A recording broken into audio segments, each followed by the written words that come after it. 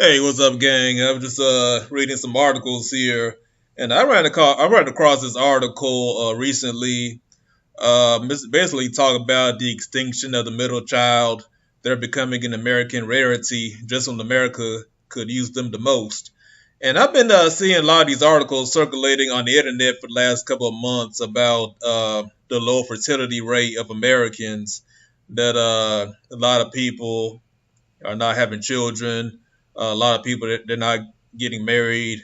They're not in stable relationships, and people in general.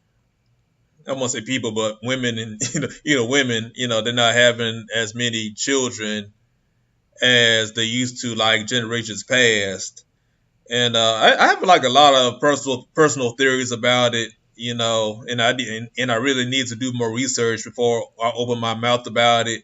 But just to give you a little snippet of my thought process, one thing I'm noticing is that the people who are reproducing the most are the less intelligent, and the people who are like very intelligent, people who are very intellectual, people who are very artistic, people who are like very well read and educated, they're not reproducing enough compared to people who are like ignorant, trailer park trash, ghetto people, hood people. Because, people in the hood, in the ghetto, they have like five, 6 kids. They have babies every year.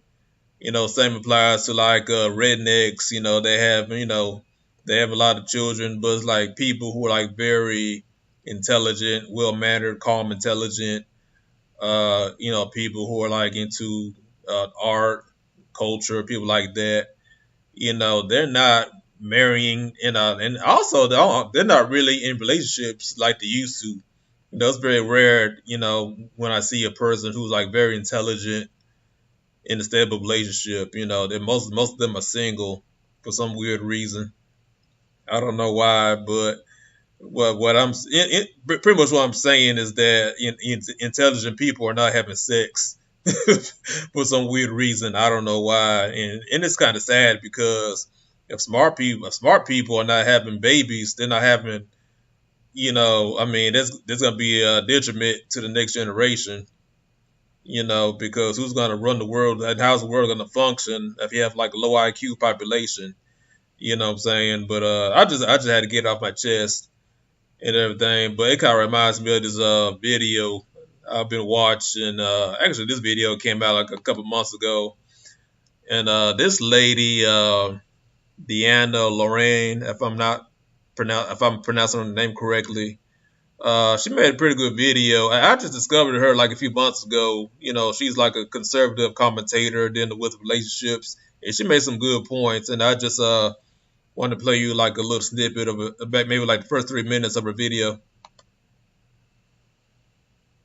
And it's great to see everybody. Welcome, welcome. Welcome to Make Love Great Again. I'm your host, Red Pilled Relationship Coach Deanna Lorraine, and author of my book, Making Love Great Again, now available on Amazon. What I was saying earlier was that I am in progress with the recording of my audio version of the book. And I've been asked so many times, when's your audio book going to be ready? It will be ready within the next month. U.S. fertility rates have plummeted into uncharted territory, and nobody knows why. Oh, okay, I think I can guess why. The U.S. birth rate has hit a new record low, with women in nearly every age group giving birth to fewer babies than a year ago. New figures show just 60 to 60.2 babies were born in 2017 for every 1,000 women of childbearing age, a low not seen in the U.S. since officials began charting national birth rates decades ago. The statistics contain a new provisional birth rate for 2017, so now it is below replacement level. Okay, what is called replacement, the level of births need for a generation to replicate its population count. So we are now below replacement level, and nobody knows why. Nobody knows why. Oh man, I think I can tell you why. I'm going to tell you why the birth rate is at the record low for you geniuses out there who can't seem to understand that. The birth rate is at the record low for a number of reasons. Number one, nobody wants to marry anymore. People are not marrying because men have more to lose now for marriage than women do. So a lot of men are boycotting marriage, and a lot of men are saying, I'm going MGTOW. Men going their own way. Men going their own way is building at record speed every day for a couple of different reasons. So men are now starting to boycott marriage because it's becoming less and less desirable for men to be in marriage conditions.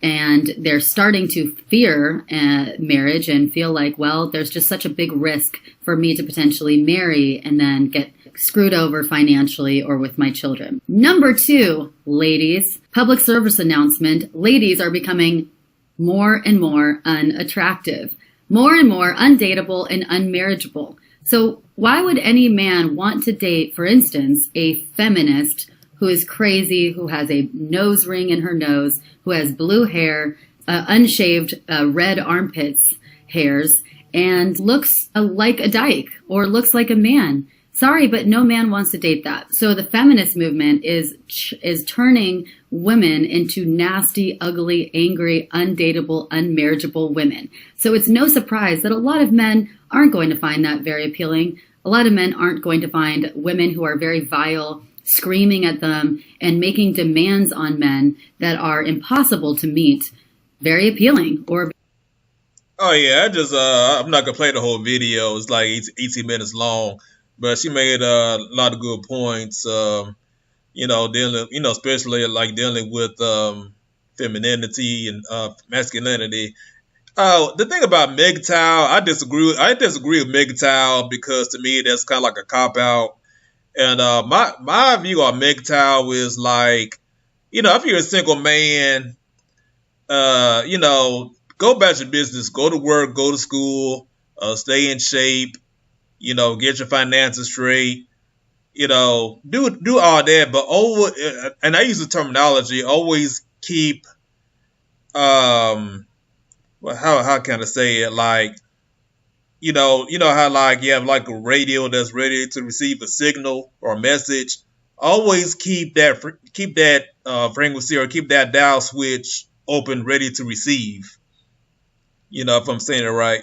You know what I'm saying? But what I'm trying to say is like, even if you're not like actively looking for a woman, always be open to receive a good woman, no matter what you do.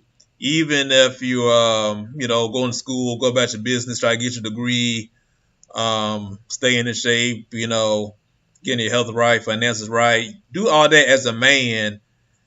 You know what I'm saying? So when a good woman arrives, you be ready. You know what I'm saying? So that's pretty much my take on that. But, whole thing about like totally rejecting women in general, I disagree with that. You know what I'm saying? Always, like I said, always keep that beacon open, keep ready to receive that signal, receive that message, receive that energy. You know what I'm saying? Keep it open so that she'll be ready to walk into your life so that when she does, you'll be prepared, for that good woman who's a wife material. You know what I'm saying? And also like what she said about women who are not feminine. And that's one of my pet peeves because this is just my personal experience. I've met some good, intelligent women in my life, but they were not feminine. And I think that a lot of intelligent women, not all of them, but a lot of them, the ones I've encountered in my life, is like they're intelligent women, but they associate, you know, taking care of their appearance as something vain and superficial, which equates to being bad. So they say like, love me for my mind, and they like 300 pounds. I've met a lot of women like that. You know what I'm saying? But they don't realize that, masculine men we're visual creatures. You know what I'm saying? And if one get a masculine man, be feminine. I'm not saying that a woman should look like Beyonce or supermodel glamorous 24/7. But if you're an intelligent woman, look for a man. Don't get caught up in the rhetoric of not taking care of your appearance. Just be presentable. I'm not talking about looking raunchy, like that. Just wear a dress, wear high heels, carry a purse, wear perfume. Just be feminine. You know what I'm saying? And that's once you do that, you try the good man. But this article right here, this is an article that she was talking about. The U.S. fertility rates have plummeted into uncharted territory. Nobody knows why. Well, actually, they know why. You know what I'm saying? And I mean, there's so many factors that contribute to it. And I think one thing I'm seeing is like a lot of adults in their 20s and 30s going on 40. They still act like teenagers, and I'm seeing this trend all the time. It's like they haven't mellowed out yet. You know what I'm saying? So they're like in their 30s, still acting like they're in high school or in college. They're not ready to settle down. They still partying at 30. They're still getting drunk, and they so caught up with celebrities. They so caught up with what Jay-Z doing, what Beyonce doing, and blah blah blah. It's just like I'm like, well, you guys just mellow out, just act like mature adults. You know what I'm saying? I mean, there's nothing wrong with having fun every now and then, but I'm talking about their overall mindset is not on the adult level as it should be. They're not concerned about buying property. They're not concerned about having an inheritance. They're not concerned about looking for the future for the grandchildren, nothing like that. They still caught up in what they're gonna do Saturday night. And I'm seeing like a lot of 30-year-olds like that all the damn time. What I'm saying? Both women and men. What I'm saying?